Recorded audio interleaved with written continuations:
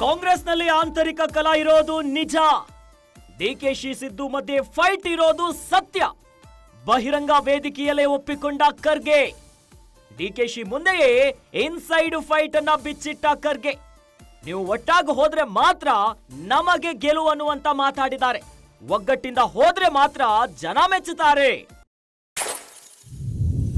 ನಮ್ಮ deputy chief ಮಿನಿಸ್ಟರ್ನು ಕೂಡ ಅನೇಕ ಅವರ ಕಾರ್ಯಕ್ರಮಗಳು ಈ ಭಾಗದಲ್ಲೂ ಮಾಡಿದ್ದಾರೆ, ಎಲ್ಲ ಕಡೆ ಮಾಡಿದ್ದಾರೆ.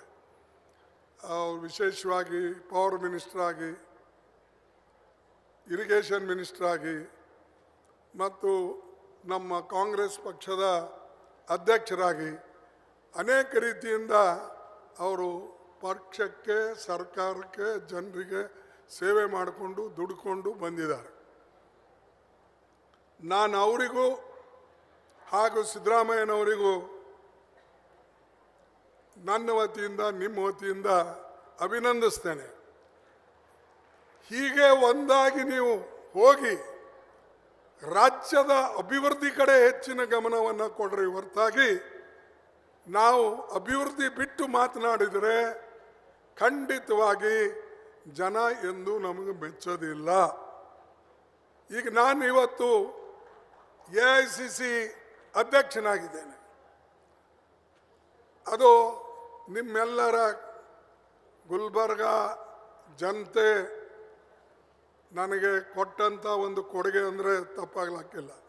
ಯಾಕಂದರೆ ನೀವು ನನಗೆ ಮುಂದೆ ತರದೇ ಹೋಗಿದ್ರೆ, ಓಟ್ ಕಟ್ಟು ಆರಿಸಿ ಬರದೇ ಹೋಗಿದ್ರೆ ಬಹುಶಃ ನಾ MLA ಆಗ್ತಿರ್ಲಿಲ್ಲ, MP ಆಗ್ತಿರ್ಲಿಲ್ಲ, ರಾಜ್ಯಸಭಾ ಮೆಂಬರ್ ಆಗ್ತಿರ್ಲಿಲ್ಲ, ಇವತ್ತು ಕಾಂಗ್ರೆಸ್ ಅಧ್ಯಕ್ಷನಾಗಿ ಇರ್ತಿರಲಿಲ್ಲ.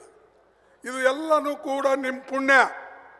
ಆದರೆ ಒಂದೊಂದು ಸಾರಿ ಹೆಜ್ಜೆ ತಪ್ತೀರಿ ನೀವು ಕೂಡ ಸುಮ್ಮನೆ. ಅದರಿಂದ ಏನಾಗ್ತದೆ, ಓಡೋರಿಗೆ ಕಾಲು ಹೊಡೆದಂಗೆ ಆಗ್ತದೆ. ನೀವಂತೂ ಓಡಲ್ಲ, ಆದರೆ ಯಾರು ಓಡ್ತಾರೋ ನಮ್ಮಂಥವ್ರಿಗೆ ಕಾಲು ಹೊಡೆದ್ರೆ ನಾನು ಅಲ್ಲೇ ಬೀಳ್ತೀನಿ, ನೀವು ಅಲ್ಲೇ ನಿಂದಿರ್ತೀರಿ. ಇಬ್ಬರು ಹೋಗ್ಬೇಕಲ್ಲ.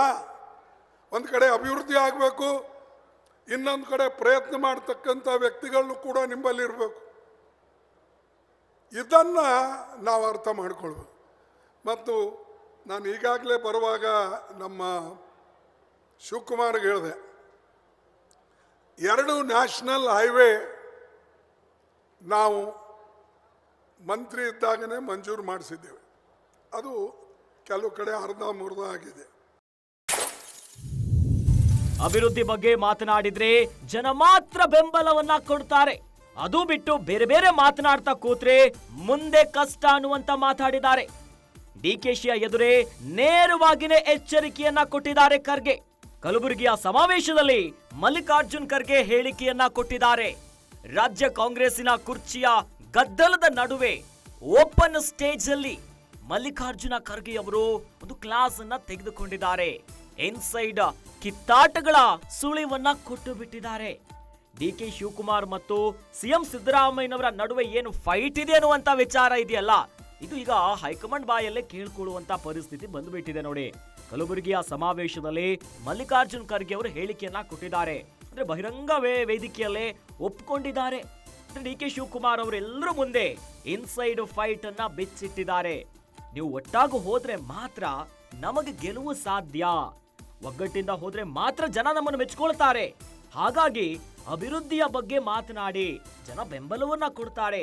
ಅದನ್ನ ಬಿಟ್ಟು ಒಬ್ಬೊಬ್ರು ಒಂದೊಂದೇ ಹೇಳಿಕೆ ಕೊಡೋದು, ಇರುವಂತ ಒಳ ಜಗಳ ಬಗ್ಗೆ ಮಾತನಾಡೋದು, ಬಹಿರಂಗ ಹೇಳಿಕೆಯನ್ನ ನೀಡೋದು, ಇವೆಲ್ಲವನ್ನ ಕೊಡ್ತಾ ಹೋದ್ರೆ ಜನ ಬೆಂಬಲವನ್ನ ಸೂಚಿಸೋದಿಲ್ಲ. ಹಾಗಾಗಿ ಒಗ್ಗಟ್ಟು ಬೇಕೆನ್ನುವಂತ ನಿಟ್ಟಿನಲ್ಲಿ ಓಪನ್ ಸ್ಟೇಜ್ ಅಲ್ಲಿ ಮಲ್ಲಿಕಾರ್ಜುನ ಖರ್ಗೆ ಅವರು AICC ಅಧ್ಯಕ್ಷರು ಕ್ಲಾಸ್ ಅನ್ನ ತೆಗೆದುಕೊಂಡ್ಬಿಟ್ಟಿದ್ದಾರೆ. ಈ ಮೂಲಕ ಕಾಂಗ್ರೆಸ್ನಲ್ಲಿ ಆಗ್ತಿರೋ ಕುರ್ಚಿಯ ಫೈಟ್ ಇರೋದು ಸತ್ಯ ಅನ್ನೋದು ಬಹಳ ಸ್ಪಷ್ಟವಾಗಿ ಗೊತ್ತಾಗ್ತಾ ಇದೆ. ಯಾಕಂದ್ರೆ ಈ ಹಿಂದೆಯೂ ಕೂಡ ಮಲ್ಲಿಕಾರ್ಜುನ್ ಖರ್ಗೆ ಅವರು ಬಹಿರಂಗ ಹೇಳಿಕೆಗಳಿಗೆ ಫುಲ್ ಸ್ಟಾಪ್ ಇಡಬೇಕು, ಬ್ರೇಕ್ ಹಾಕಬೇಕೆನ್ನುವ ನಿಟ್ಟಿನಲ್ಲಿ ಬಾಯಿ ಮುಚ್ಕೊಂಡಿರಿ ಅನ್ನುವಂತ ಖಡಕ್ ಸೂಚನೆಯನ್ನ ಕೊಟ್ಟಿದ್ರು. ಅದಾದ್ಮೇಲೂ ಕೂಡ ಕಾಂಗ್ರೆಸ್ಸಿನ ಶಾಸಕರು, ನಾಯಕರು ಎಲ್ಲರೂ ಕೂಡ ಬಹಿರಂಗ ಹೇಳಿಕೆಗಳು ಮಾಡ್ತಿದ್ರು. DK ಶಿವಕುಮಾರ್ ಅವರು ಒಂದ್ ಕಡೆಯಲ್ಲಿ CM ಆಗ್ತಾರೆ ಅಂತ ಅವರ ಆಪ್ತ ವಲಯದ ನಾಯಕರು ಹೇಳೋದು, ಇನ್ನೊಂದು ಕಡೆಯಲ್ಲಿ ಸಿದ್ದರಾಮಯ್ಯನವರೇ 5 ವರ್ಷ ಮುಂದುವರಿತಾರೆ, ಅದರಲ್ಲಿ ಯಾವುದೇ ರೀತಿಯಾದಂತ ಬದಲಾವಣೆ ಇಲ್ಲ ಅನ್ನುವಂತ ಮಾತುಗಳು ಹೇಳ್ತಾ ಇದ್ರು. ಹಾಗಾಗಿ ಇವೆಲ್ಲದರ ನಡುವೆ ಕಾಂಗ್ರೆಸ್ನಲ್ಲಿ ಆಂತರಿಕ ಒಳ ಜಗಳ ಇದೆ ಅನ್ನೋದು ಬಹಳ ಸ್ಪಷ್ಟವಾಗಿ ಗೊತ್ತಾಗಿದೆ. ಯಾಕಂದ್ರೆ ಎಐಸಿಸಿಯ ಅಧ್ಯಕ್ಷರಾಗಿರೋ ಮಲ್ಲಿಕಾರ್ಜುನ್ ಖರ್ಗೆ ಅವರೇ ಓಪನ್ ಸ್ಟೇಜ್ ಅಲ್ಲಿ ಬಿಚ್ಚಿಟ್ಟಿದ್ದಾರೆ. ನೀವು ಒಗ್ಗಟ್ಟಾಗಿ ಹೋದ್ರೆ ಮಾತ್ರ ನಮಗೆ ಗೆಲುವು ಸಿಗತ್ತೆ, ಇಲ್ಲ ಅಂದ್ರೆ ಜನ ಬೆಂಬಲ ನಮಗೂ ಸಿಗೋದಿಲ್ಲ. ಒಬ್ಬೊಬ್ರು ಒಂದೊಂದು ವಿಚಾರವನ್ನ ಮಾತಾಡ್ತಾ ಹೋದ್ರೆ ನಮಗ್ ಕಷ್ಟ ಆಗತ್ತೆ ಅನ್ನೋದಾಗಿ ಡಿಕೆಶಿ ಎದುರೇ ನೇರವಾಗಿನೇ ಎಚ್ಚರಿಕೆಯನ್ನ ಕೊಟ್ಟಿದ್ದಾರೆ ಮಲ್ಲಿಕಾರ್ಜುನ್ ಖರ್ಗೆ ಅವರು. ಈ ಮೂಲಕವಾಗಿ ಕಾಂಗ್ರೆಸ್ಸಿನ ಕುರ್ಚಿ ಫೈಟ್ ವಿಚಾರವನ್ನ ಬಿಚ್ಚಿಟ್ಟು ಬಿಟ್ಟಿದ್ದಾರೆ ಮಲ್ಲಿಕಾರ್ಜುನ್ ಖರ್ಗೆ.